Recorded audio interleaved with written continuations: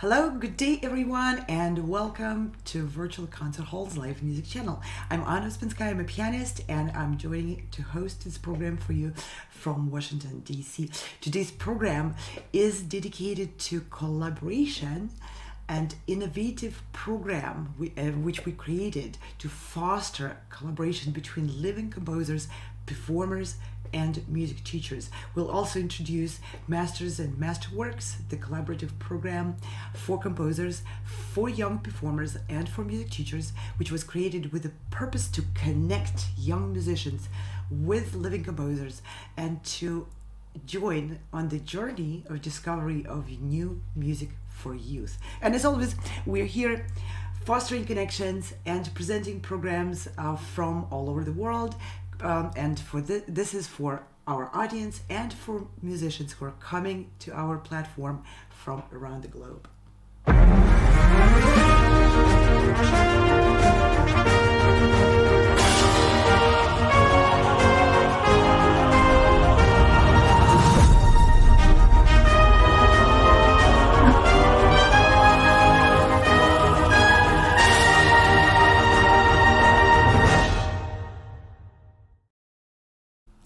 Today's program, I would like to invite you to see the process, the journey, and the conversations between a fabulous pianist, Donna Weng Friedman, and a wonderful composer, Stefania De Kennedy, which we had previously. Those conversations were moderated and presented by one of our fabulous hosts of the programs, an Australian pianist, Chris Au. And Chris is joining us today. Welcome, Chris. It's Hello. such a pleasure to see you back. Yes, I am back. It's wonderful to have to be back on this channel and also for the season that we have ahead of us. It's very exciting. Yes, and I'm so excited to have Chris back, my fabulous co-host and producer of in-depth programs about music and musicians and various orchestras, organizations. Chris is our scriptwriter and host and presenter of a lot of programs such as artist portraits, ensemble portraits, album releases, and I'm so excited for all the stuff you got in stock for us coming up. We've got a really exciting season, and I remember doing a lot of the interviews that we're going to show you today on with these different guest artists and judges, and I think it's just a really fun thing to do. So I can't wait to continue doing it. Yeah, and wonderful. I think people had seen a lot of me, so for a change, everyone, including myself, will enjoy having you hosting our programs. And today I wanted to have you in with us because we are presenting this fabulous all-in-depth program which you produced, you scripted and produced a while ago about Donna Weng Friedman and Stefania De Kennedy, and you had some really, really insightful conversations with her, and the release of the album of Microvids, the composition by Stephanie. So this was a wonderful, and it's such a great way to bring you back. Wonderful. So, and to start and dive into this conversation, I want to say that the lineage, where the composer and where the performer comes from, is extremely important for development for the future. So we want to create that continuity. We all stand on the shoulders of musicians and composers and artists who came before us, if we know how to stand on those shoulders. Because those shoulders are not just a step you step on. You got to work on learning from the depth and experience and those tremendous abilities which were created by people before us. And I think you really focused on, in part, on the lineage. We'll start with the history, and then we will take a look into the future. I think you focused on some of that and had really great sharing from both Donna and Stefania. Well, what's amazing about Stefania and Donna Weng Friedman is that they've studied with a lot of the greats. They've been based in New York, and so they've actually seen the progression of music from the 19 the mid 20th century till now, and they're carrying that on in the future. And we have a program, Masters and Masterworks, where we're going to discover more new music. And so this whole idea of discovering new music and being in a city where new music is being composed, but also understanding that there's a whole history that exists before us, that we can't discover new things without knowing the past and traditions of the past. And so exploring that with them has been really interesting. Stephanie, as you know, is a composer, and Donna Weng Friedman plays a lot of, is a pianist, wonderful pianist who studied in some of the top institutions in the world and has taught many great students as well. They are advocates for this new music, and they know a lot of the past. And so, yeah, like you said, standing on the shoulders of giants. Yeah, those are the people who really know how to stand on the shoulders of giants and how to develop their own unique voice. So let's see a bit of the conversation where they both mentioned an amazing composer and teacher. They both had an interaction with Milton Babbitt.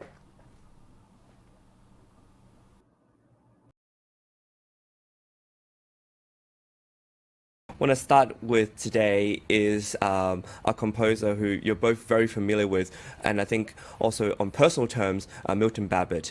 Stephanie, I know that he was one who wooed you to go study with him in Princeton, and I know, Donna, you also worked with him in Princeton. Would you share with us, maybe Stephanie first, like your relationship with him and how you've come to not only admire, but he has formed the way you compose today?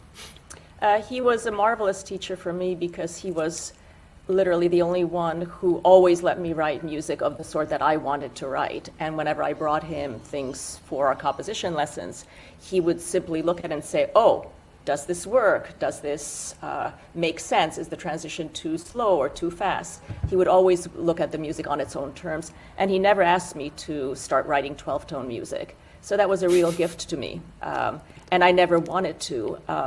And when I got accepted to Princeton, they kept asking me to come and making me more and more offers. So I finally went, and I had my interview with him, this prior to going to grad school there. And I said, why would I come to Princeton? I'm not interested in 12-tone music. I'm not interested in computer-generated music.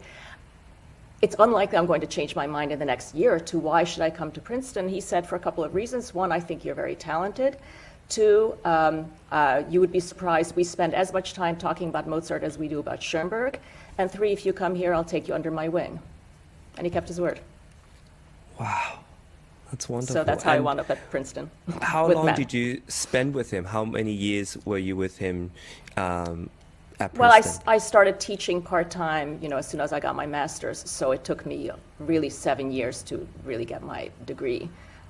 So I had lessons with him on and off. I was in residence in Princeton for about 3 years, I guess. And then I would see him in his office at Juilliard, which Juilliard's not supposed to know, but but it was a little closer to where I was, so I kept seeing him. Of course, you're in New York, of course. Yeah. And Donna, would you want to share your experience and your time with Milton as well? Oh, it's quite different. I'm not a composer. I was never in any of his composition classes, well, not individual. I did take several of his classes, including some graduates. I was at Princeton for undergraduate, and I took 1 or 2 graduate courses, and I was lost.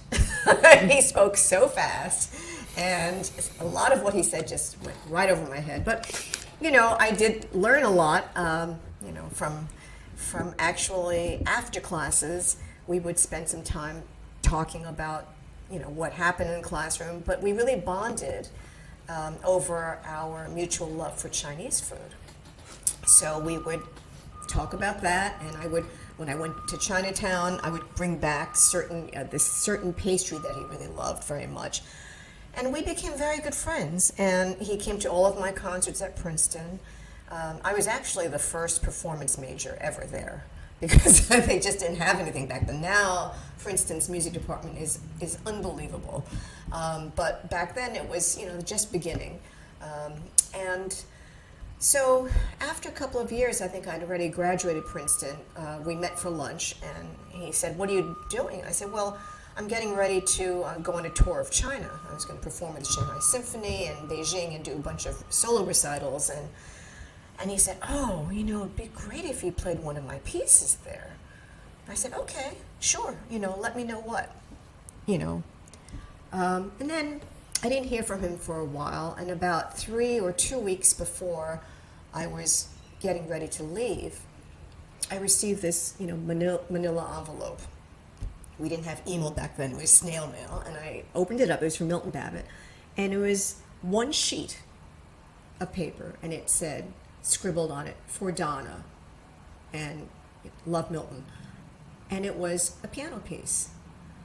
And I looked at it, and I stared at it. I literally tried to turn it upside down because I actually did not understand what this was.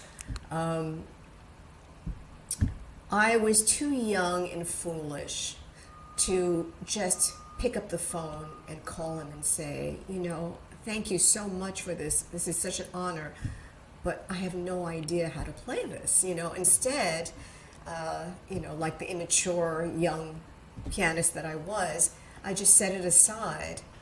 And then I kept preparing my programs, and I went to China, and I came back, and we got together a couple times after that, and then lost touch a little bit.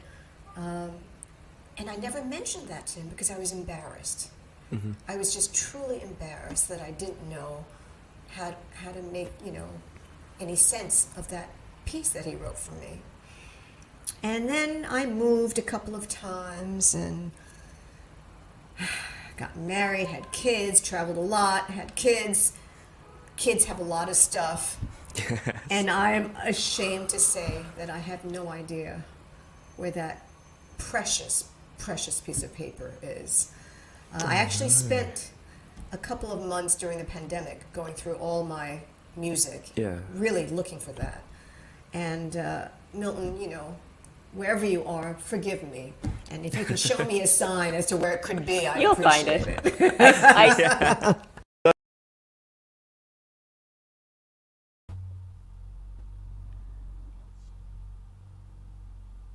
Incredible memories both Donna and Stefania shared, and it's so personal, that connection performers and composers form with their mentors.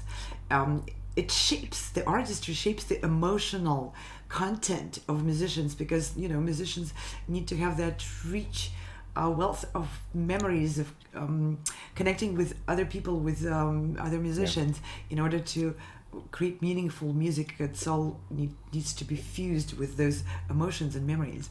Yeah, and what I loved about this whole interaction was that it wasn't just purely musical, academic, intellectual, classroom relationships and in lectures or whatever, but it's also this personal relationship where he, made it, he kind of had a personal relationship with these musicians, whether it's with Chinese food, as Donna was saying, or it's with the score, like you're going to go to Shanghai, I'm going to give you something to take with you and to play.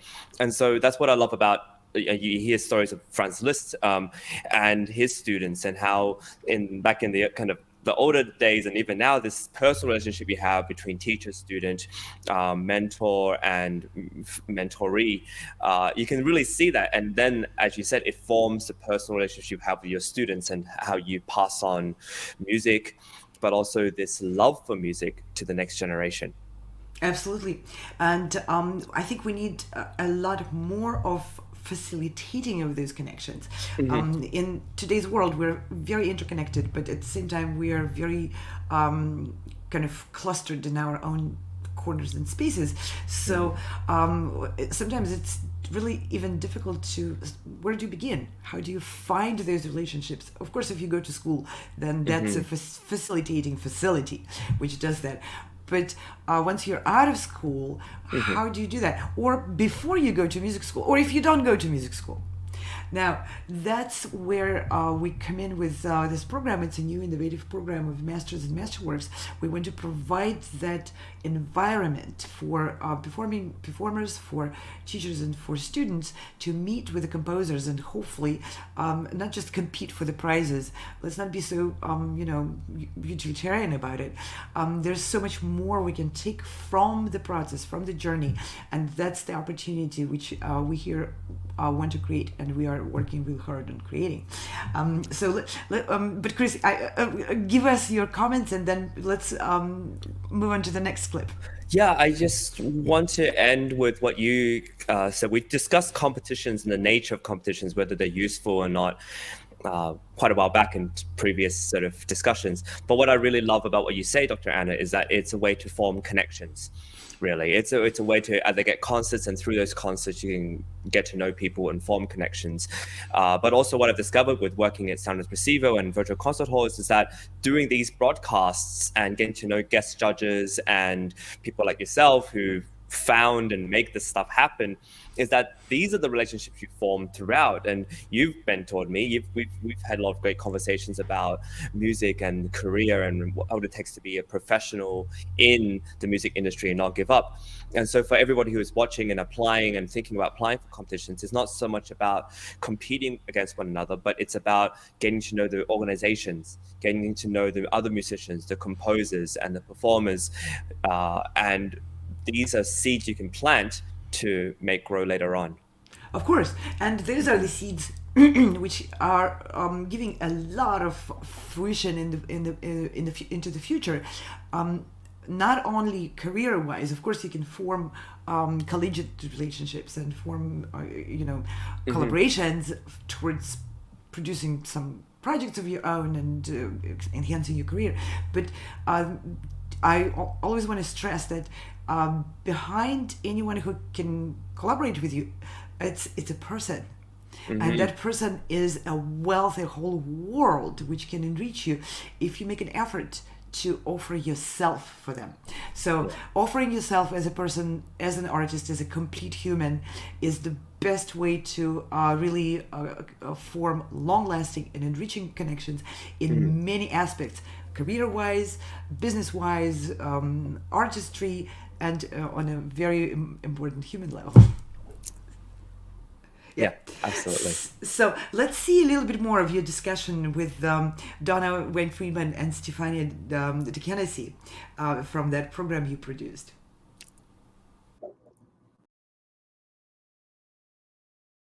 Really, to me, what's so important is that, back then, I was studying with him in the 80s, we were friends back then, atonal music was all the rage, and that was what was expected of composers. So, when Stefania, stood her ground and Milton supported her, to creating tonal, beautiful music, that took a lot of courage. It was unusual. It was very unusual. It was unusual. And both for him and for me, yes, on both of our parts.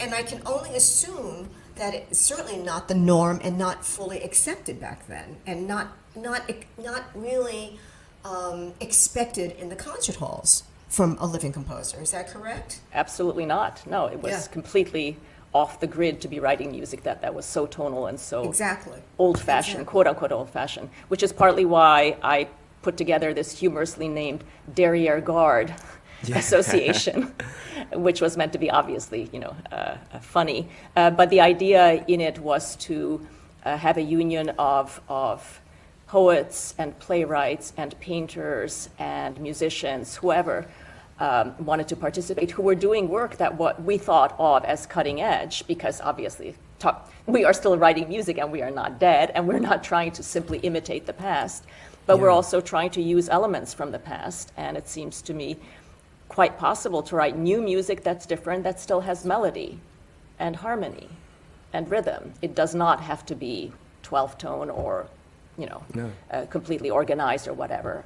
So I think it's quite doable, and the corollary exists in painting. It's possible to do figurative painting that is representational. It's not just a copy of an Ingres or a Rembrandt.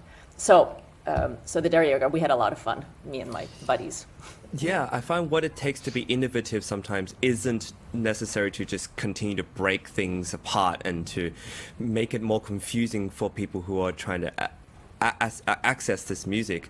I think what you're doing with I read somewhere in my research that you're learning to use Logic Pro and to incorporate a lot of technological electronic sounds in the way that you compose, or at least have these peripheral. And yesterday, Kim, the composer we featured, was using the loop machine to try to get inspiration and to use that as a way to, and I think that's a way where we can go into where the music can still be original and innovative, but it retains some of the, I guess, the artistic integrity that you want without having to imitate someone you probably wouldn't want to compose like.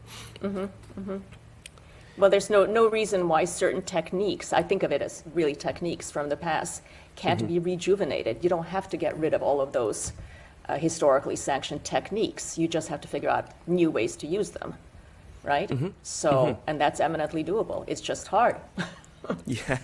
So with that, actually, go on, Donna, please. No, but what's important is for our audiences to now understand that tonal music is great. I mean, I think for a long time, I think people were scared of new music because they associated it with the atonal stuff that was so difficult to listen to. Right. But right now, I mean, I think. Everything is accepted now. I think that what's important is for the audiences, the listening audiences, to understand that new music is not necessarily dissonant, atonal, but it has rhythm, it has melody, it's got lush harmonies, and so don't shy away from new music just because of what people believe to be unattainable, ununderstandable from previous decades.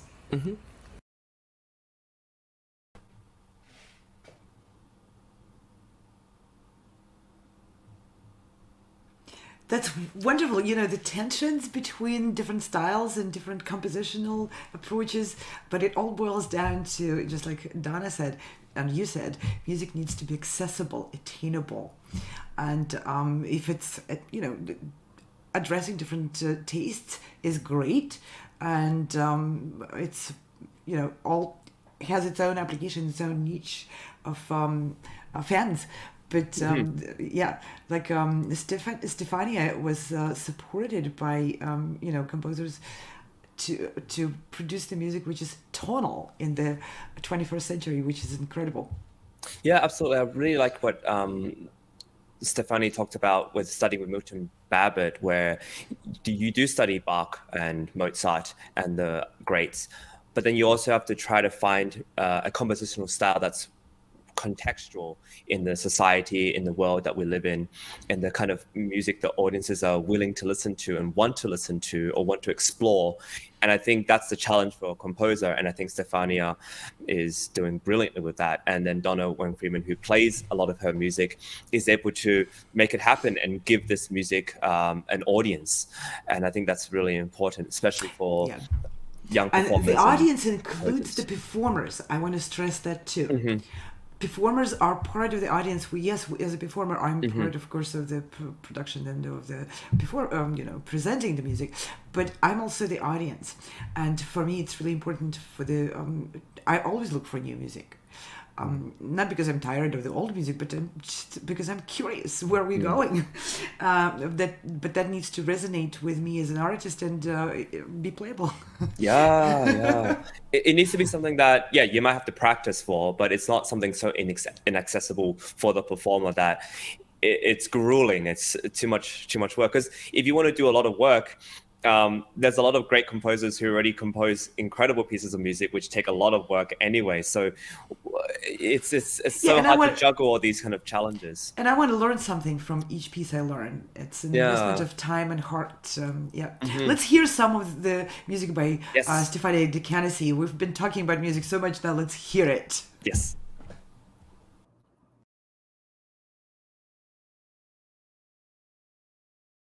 Talk about the second clip, which is Dream Away. And Stefania, maybe you could introduce it this time.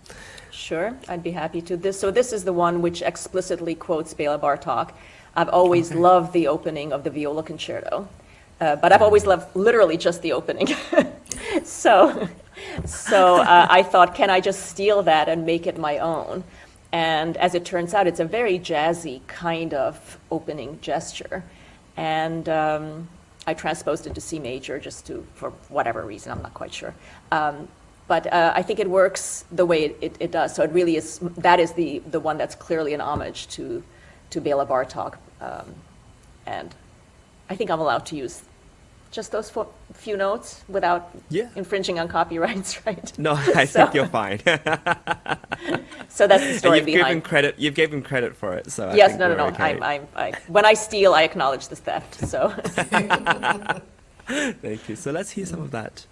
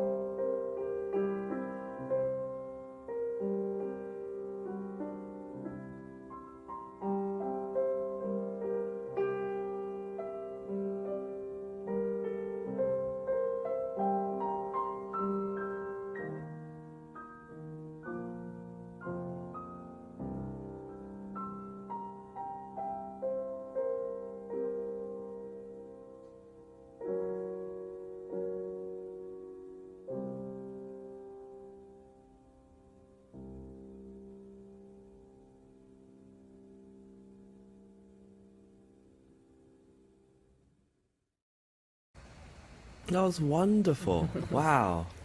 I really enjoyed that. Thank you. Beautiful. Beautiful playing, Donna. Thank you. Thank you. I'd like to say that the 19 pieces, they each have their own personality, different style. And that's what I think is so wonderful. You know, that one is very jazzy, and you'll hear it the last piece later on. It's, again, very different. And I think that's what makes it so interesting and I think very exciting, because you can't, when you hear all 19 in a row, you can't even know what's going to come next. You know, it's like a little surprise. But it tells a story. So, anyway. I love that. It's like going to a Japanese restaurant for omakase, and you have an 18 course, and you're not really sure what's coming next, but you know it's going to be good.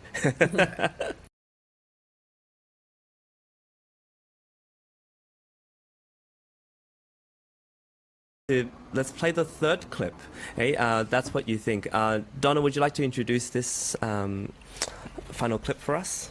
Well, to me, this was, you know, the end when we thought things were going to be great, and I love the title Stefania gave to it. That's what you think, because you know what? There's always a surprise. You know, you never ever get what you expect in the end.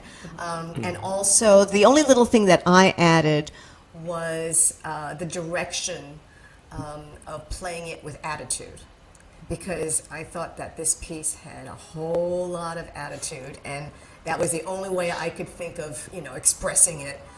So Stefania very graciously put in my two cents worth. So, but anyway. Thank you. Let's hear it.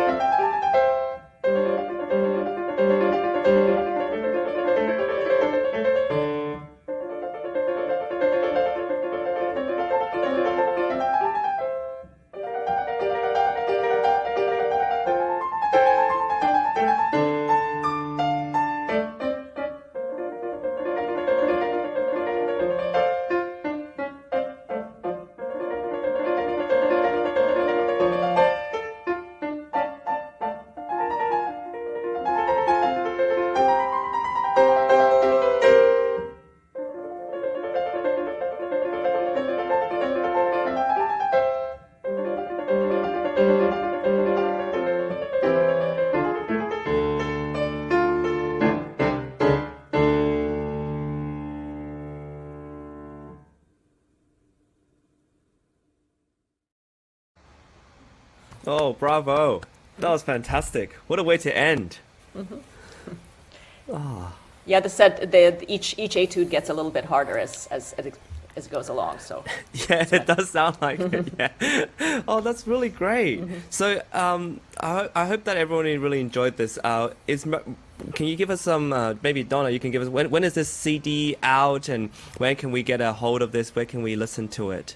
I think Stefania would be better to Okay, answer let's that. do that. Yes, that's I Stefania. mean, as soon as possible. We just did the recording last week, so this is hot off the press to say the least. It's like a preview. Yes. It is very much a preview. Yeah. So we're just starting the editing process now, but I hope to have it out within the next 2 weeks. I don't know, reasonably soon. So yeah. For the holidays. for the holidays, yeah, definitely. Exactly. And for everybody interested, Stefani's website is below. We have it there. We also, yes, thank you. We also, they're both involved with the Aerial Rivka Dance Company, and you can check out their work there and the website below as well.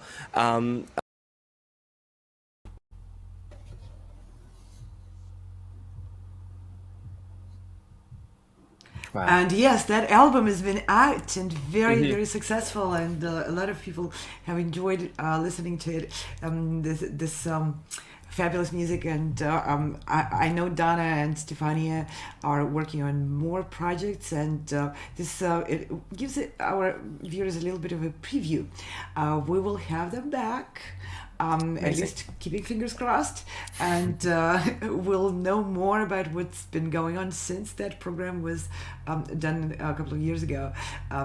They've produced a lot more new things, and I can't wait to see what they've done recently.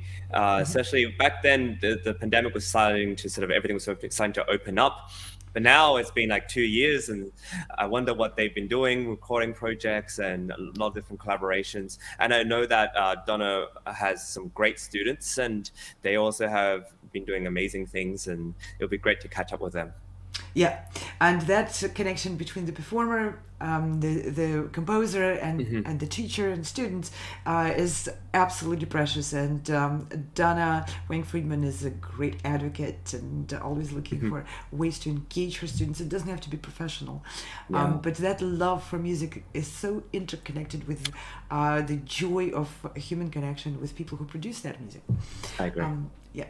So, and before we go off this broadcast, I want to give people a quick, brief introduction to the Masters and Masterworks, and show a little bit how you can get involved. I mean, there's so many ways you can get involved. Of course, you can message us, text us, put a comment. We are here to answer any questions and any comments. And if you like something we do, please tell us so we know to do more of it. If you dislike something what we do, please also tell us so that we can improve.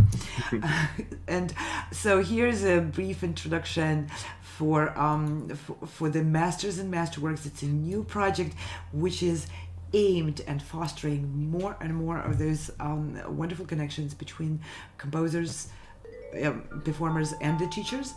And particularly we want to engage the teachers of younger students, performing students, and young artists, young music artists. So this is the landing page. You can access it through the Sound Espressivo website, and it's inviting musicians of all ages to celebrate the music performance by participating in Masters and Masterworks. Please make a note of the October 15th deadline for the composers to submit the scores of music for youth.